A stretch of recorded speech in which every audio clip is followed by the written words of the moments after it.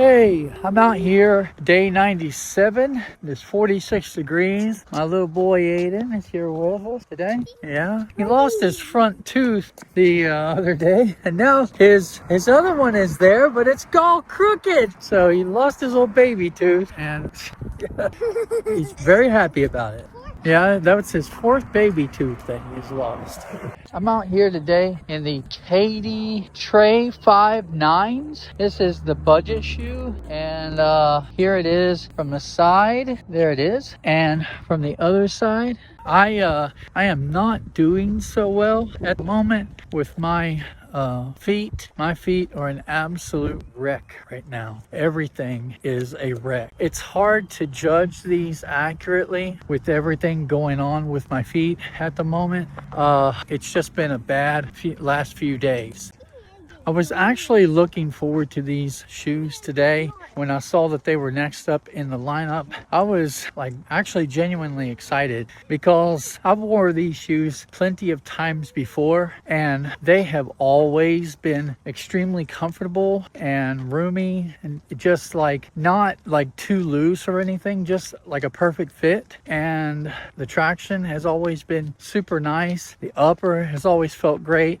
So that's kind of what I've always remembered. And yet today, I'm having a little bit of a different experience, but it's not the fault of the shoes. I know that. It's just my feet are so bad at the moment. I've struggled with plantar fasciitis pain all throughout this weight loss journey, and it comes and goes as far as the intensity of pain, but for the last few days it's been pretty gnarly. But that's not even the worst of it. There was a pair of shoes recently that, despite wearing appropriate socks and stuff, it rubbed a blister on both of my ankles, and it happened in such a place that no matter what pair of shoes that I have worn since, hits that spot on the foot and aggravates it more. About the only thing I could do at this point to try to not have pain is to come out here in flip-flops. I don't exactly want to do that at 46 degrees. So over the last several days, it has, every step that I've taken burns. It hurts no matter what shoe that I'm in, and this is no different. And that pain has also made me adjust my gait, and that has led to knee problems and hip. I can feel like hip issues and all this stuff. It just really sucks. Like, the feet are truly the foundation of everything, and if you mess with the foundation, it's like you've messed with everything else. And no joke, after I walk for about 10 minutes, I can start to get into a normal gait, because it's just kind of like you've become acclimated to the burning and pain and all of that. But then I know once I stop moving and my feet rest and I go to walk again, it's like I literally look like a 90-year-old walking around the house. Or if I go to the store, and having that brief period where I'm not on my feet and then try to get out of the car and walk into the store, again, here I am, 46 years old, and I'm looking like a 90-year-old with the way that I'm moving towards the store.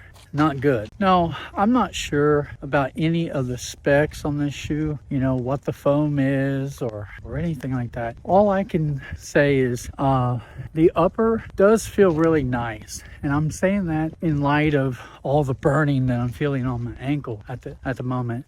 Thinking objectively, I know how this felt day one when I put it on, and even today gave me the same feeling, of course, until I started walking. And the cushion is very nice, especially for a budget shoe. Like, this does not feel like a budget shoe cushion, honestly.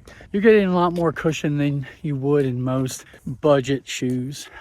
Is it going to compare to like a Zoom X foam or even a Bounce foam from Adidas? No, it's not that at all. But I'll be honest, I have found some stiffer setups from Nike Cushlon than I have in this gear. The KD line and his Trey 5 line, his budget line, both have been very interesting to me. I've never been a huge fan of the way that any of the shoes look, but I'm a huge fan of how almost every single one I've ever tried on my feet have felt.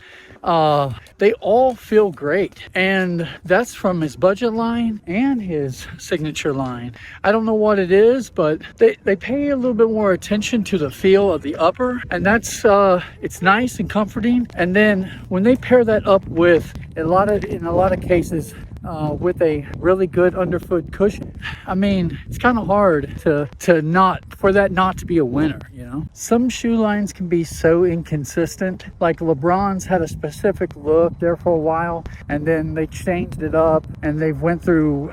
It's kind of hit periods where it's kind of like, what direction are you going? Then if you take a look at the Nike Zion line, like what direction do they have? Like nothing is consistent. You know, but with the KDs, one thing that I've always found consistent, and I can't say this is true for every model because I've not tried every model, but the ones that I've tried, every one of them have been super comfortable on foot from day one. You don't break it in, it automatically feels good. I have a slightly wide foot and my toes are not touching any part of the toe box. That area is super accommodating.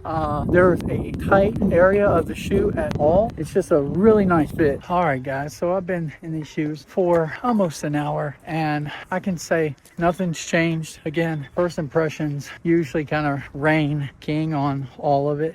And again, nothing has really changed. So a really good shoe. I wish my feet were in better shape and to really give a super accurate review. But if you can find these Trey 5s, especially in this way, the Trey 5.9, don't sleep on them, especially for a cheap price. I got these from Ross Dress for Less. I don't remember what I paid, but it would have been cheap and definitely worth it. All right, guys, that's going to be it for me today. Later.